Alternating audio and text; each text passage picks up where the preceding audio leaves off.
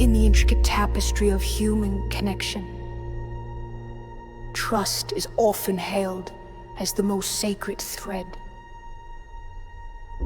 We are taught to extend it freely, to believe in the inherent good of others, to open our hearts without reservation. And yet life, in its profound and sometimes brutal wisdom, often delivers a different, more sobering lesson. There will be moments sharp and unforgettable when the very ground beneath your feet gives way, when the hand you trusted to lift you up instead pushes you down. In those shattering moments, a stark, undeniable truth emerges. It is essential to learn when and how to not trust someone.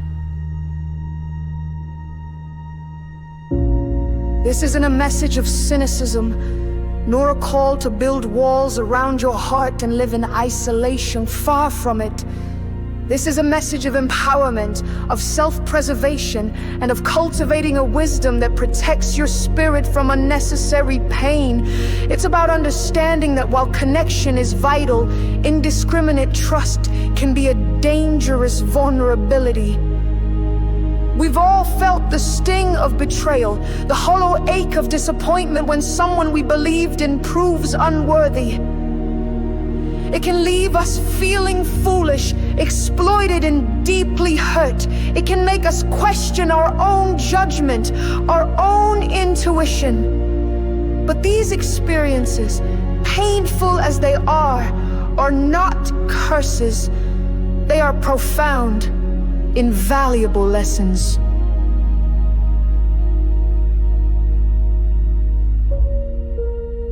Consider the weight of misplaced trust.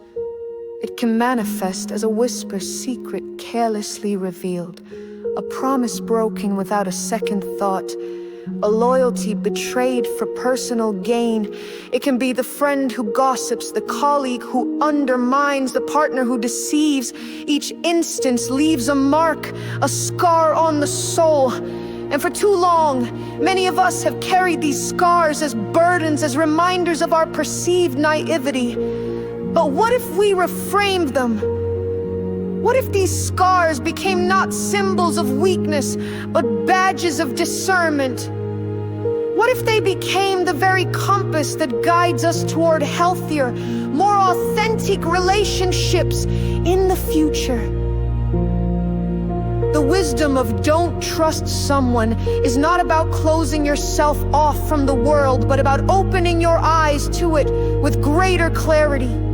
It's about learning to observe, to listen, to discern patterns of behavior. It's about recognizing that actions speak far louder than words, and that consistency in character is the truest indicator of reliability.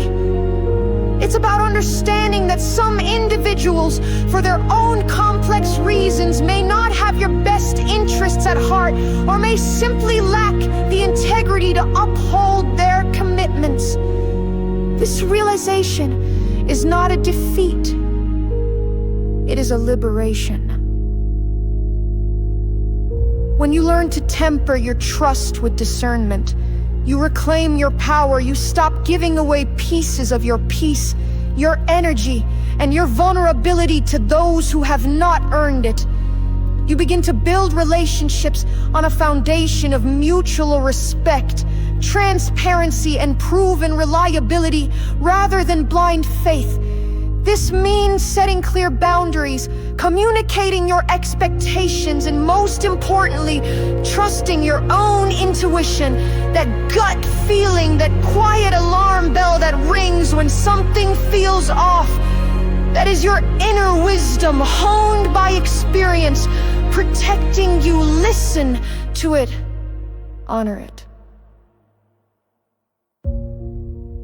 So, how do we navigate this delicate balance? How do we protect ourselves without becoming cynical? First, observe. Don't assume. Don't automatically grant full trust based on initial impressions or charming words. Watch how people treat others, how they handle adversity, and how they respond when no one is watching.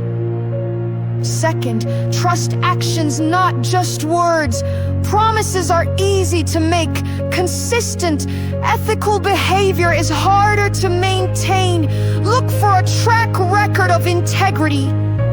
Third, set boundaries. Understand what you are willing to give and what you are willing to tolerate. Communicate these boundaries clearly and enforce them. Fourth, listen to your intuition.